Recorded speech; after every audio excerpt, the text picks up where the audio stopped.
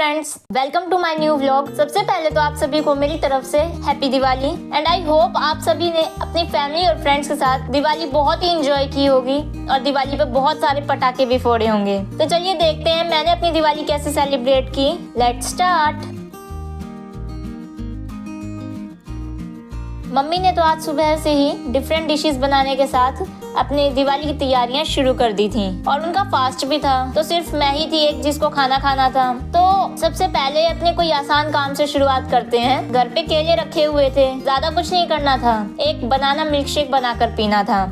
मैंने milk shake तैयार किया और उसके बाद जब पिया तो बहुत टेस्टी भी बना था और एकदम पेट भी भर गया था, तो मुझे दोपहर तक भूख नहीं लगने वाली थी बिल्कुल भी। फिर जब मम्मी ने मिठाई बनाकर वो काम खत्म किया, उसके बाद हमें गणेश जी और लक्ष्मी जी की मूर्तियां भी विसर्जित करने जाना था, तो हम लोग उन्हें विसर्जित करने के लिए निकल गए। आज मौसम भी ठीक था, धूप भी नहीं थी। अब तो वैसे भी सर्दियां स्टार्ट हो गई थी, तो पता ही नहीं लगता था कब सुबह हुई और सुबह से शाम होने लग गई। हाँ, टाइम बहुत जल्दी निकलता है इसमें। जब हम लोग वहाँ पहुँचे, मम्मी ने मूर्तियाँ विसर्जित की। जब हम भगवान जी को पहली बार लाते हैं और जब उनको वापस भेजने का टाइम होता है, बिल्कुल भी मन नहीं करता उनको वापस भेजने का। मम्मी स्पेशली मेरे साथ इसलिए आई थी कि उनको ये डर था कि मैं कहीं भगवान जी को गलत तरीके से ना विसर्जित करूं, इसलिए वो उनको बहुत प्यार से और बहुत ही आराम से विदा करने आई थी। कई बार क्या होता है कि हम सब भगवान जी को विसर्जित करने के लिए नहर के ऊपर से, मतलब बहुत ही ऊपर से उनको गिराते हैं,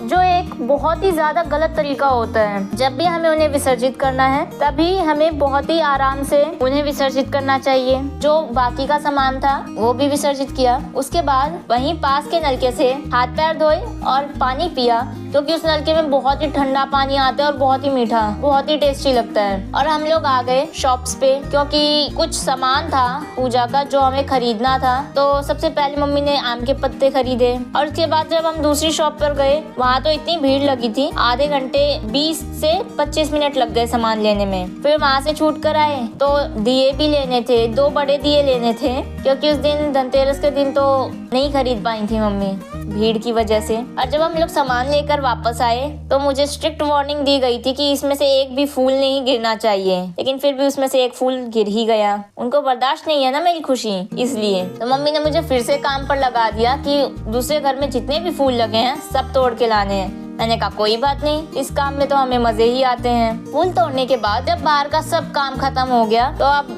अंदर का काम बचा था। मैंने चाय बनाई और फिर हम लोगों ने चाय पी। मम्मी भी पूजा के लिए तैयार हो चुकी थी और उन्होंने अब पूजा की तैयारियां करनी शुरू कर दी थी। जैसे कि पहले तो उन्होंने ताजे आम के पत्तों का बंधनवार बनाया और उसे गेट पे लगाया। उसे गेट पे लगाने के बाद अचानक से हमने ध्यान दिया जो हमारा बाहर का बल्ब है ये तो फ्यूज हो चुका है, तो इसे भी ठीक किया। नया बल्ब लेके आई मैं और उसके बाद नया बल्ब लगाया। दिवाली का दिन है तो हर तरफ रोशनी ही रोशनी होनी चाहिए, क्यों? सही बात है ना। उसके बाद अब मुझे बहुत लेट हो चुका था। वैसे तो हमेशा मेरी रंगोली छोटी ही बनती थी, क्योंकि मुझे रंगोली बनानी आती नहीं थी। इस बार मुझे थोड़ी बहुत मैंने ड्राइंग सीख ली थी, तो शौक चढ़ा था कि मैं थोड़ी बड़ी रंगोली बनाऊं। मम्मी ने कहा बड़ी तो बना ले, लेकिन टाइम से बना लियो, लेट नहीं होना चाहिए पूजा के लिए। मैंने कहा कोई बात नहीं 8:30 बजे तक आपकी पूजा हो जाएगी, टेंशन लेने की जरूरत नहीं है। फिर मैंने अपनी रंगोली बनानी स्टार्ट कर दी और मैंने थोड़ी बड़ी रंगोली बनाई। अगर थोड़ा टाइम और स्पेस होता तो शायद इससे भी बड़ी रंगोली बनती। रंगोली बनाने के बाद अब एक समस्या थी, मेरे पास छलनी तो थी ही नहीं, जिसकी वजह से मुझे अपने हाथ से ही छाननी पड़ी। सब कलर्स अपने हाथ से ही रंगोली में भरने पड़े। इसका मुझे एक्सपीरियंस नहीं था, इसलिए थोड़ी परफेक्ट रंगोली नहीं बन पाएगी। मेरी रंगोली तैयार हो चुकी है, लेकिन मैं अभी वो रंगोली अभी आपको नहीं दिखाऊंगी, थोड़ी देर में आपको दिखाऊंगी। आपको थोड़ा वेट करना पड़ेगा। फिलहाल के लिए मैं तैयार होकर चली गई थी पूजा करने। मम्मी ने भी पूजा की सभी तैयारियां कर ही ली थी और बस अब मुझे जहाँ पूजा होनी थी वहाँ छोटी सी रंगोली बनानी थी। छोटी बननी थी, इसलिए वो मेरे बाएं हाथ का खेल था। आज सच्ची में बाएं हाथ का ही खेल है, परसों जैसे नहीं। आज मैंने पहले से ये काम किया हुआ है तो मुझे अंदाजा है, इसलिए मैं बोल सकती हूँ कि ये काम इजी था, मुश्किल नहीं था। रंगोली बना के मम्मी ने मुझे दूसरा काम थमा दिया कि सभी दियों में बाती रखनी है। एक सब कुल मिला के मुझे बस 2-3 काम ही आते थे, जो कि मैंने किए और थोड़े अच्छे से किए। इस बार घर पर कोई भी नहीं था मेरे और मम्मी के सिवाय। दिवाली पर मैं और मम्मी ही घर पर थे, तो मैंने इस बार थोड़े ज्यादा काम किए कि थोड़ी अच्छे से दिवाली सेलिब्रेट हो जाए, क्योंकि अकेले अकेले में कभी भी त्योहार का मजा नहीं आता है। त्योहार का मजा तभी आता है जब सभी लोग साथ में हों। इसलिए फ्रेंड्स, अब वो समय आ चुका है जब हमारे गणेश जी और लक्ष्मी जी निकाले जाएंगे, जिसका मुझे सबसे ज्यादा इंतजार था, उन्हें उनके दर्शन करने का।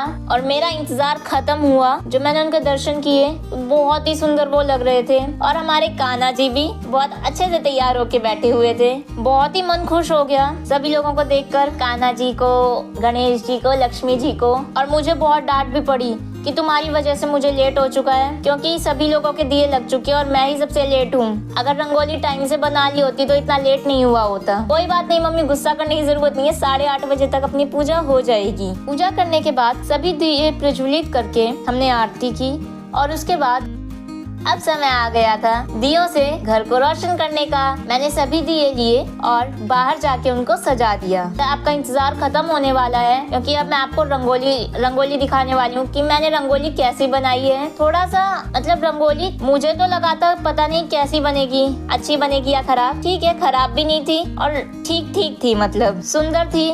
बस इसमें बस एक कमी थी, अगर मैं इनमें लाइट कलर्स की जगह थोड़े डार्क कलर्स करती तो रंगोली की और भी रौनक निखर के आती, बहुत ही अच्छी लगती। लेकिन कोई बात नहीं, अब अगली बार के लिए समझ में आ गया है, और ये भी समझ में आ गया कि मुझे रंगोली की प्रैक्टिस करनी पड़ेगी, तब थोड़ी ढंग की रंगोली बना पाऊंगी आगे। उसके बाद सभी दिए बाहर सजाने के बाद मैं आ गई थी। अब मेरी रंगोली अच्छी बनी थी, ठीक ठीक बनी थी। उस ठीक ठीक को थोड़ा अच्छा करने के लिए, अपनी रंगोली को दियों से सजाने के लिए इस बार मुझे कुछ ज्यादा शौक चढ़ा था, क्योंकि मैंने फोन पे देखा था एकदम अंधेरा करके रंगोली दियों से सजा के, अंधेरा करके बहुत ही अच्छे से रूप निखर के आता है उसका। मैं भी एक बार ट्राई करना चाहती थी, तो मैंने अपनी रंगोली दियों से सजाई। उसके बाद वहाँ अंधेरा करके देखा कि रंगोली कैसी लगती है, और यकीन मानिए सच्ची बात है, जब मैंने अंधेरा करके देखा तो मुझे बहुत ही अच्छी लगी। आप भी देख सकते हैं, मतलब यहाँ अंधेरे के बाद पता ही नहीं लग रहा है कि कहीं कोई गलती है या नहीं है, वो तो रोशनी में ही पता लग रहा है। और दियों की रौनक तो और भी निखर के आ रही है, तो बहुत ही अच्छी रंगोली लग रही थी अंधेरा करने के बाद। इस बार मैंने पटाखे नहीं फोड़े थे,